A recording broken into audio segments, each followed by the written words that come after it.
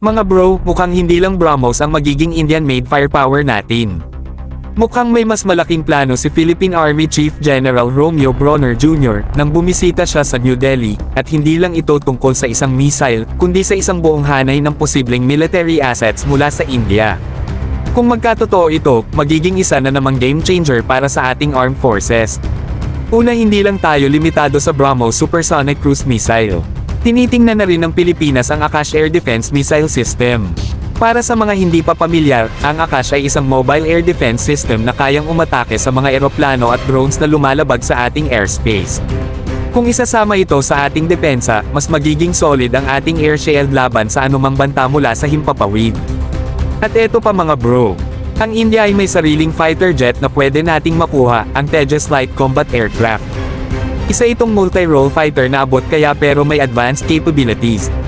Kung ang Philippine Air Force ay naghahanap ng additional fighter jets para mas mapalakas ang ating depensa, baka ito na ang sagot. At dahil may friendly financing options ang India, hindi ito kasing hirap i-acquire kumpara sa Western-made jets. Sa naval front naman, mukhang may posibilidad na ang ating Philippine Navy ay makakuha rin ng warships mula sa India. Tinitingnan ng mga shipyards gaya ng Musaugan Dock at Garden Ridge Shipbuilders para mag-supply ng frigates, corvettes, at offshore patrol vessels, OOPVs.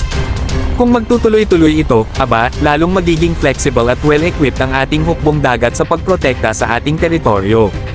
Mas mura, world-class, at siguradong swak sa ating pangangailangan, kaya hindi na nakakapagtaka kung mapili ito.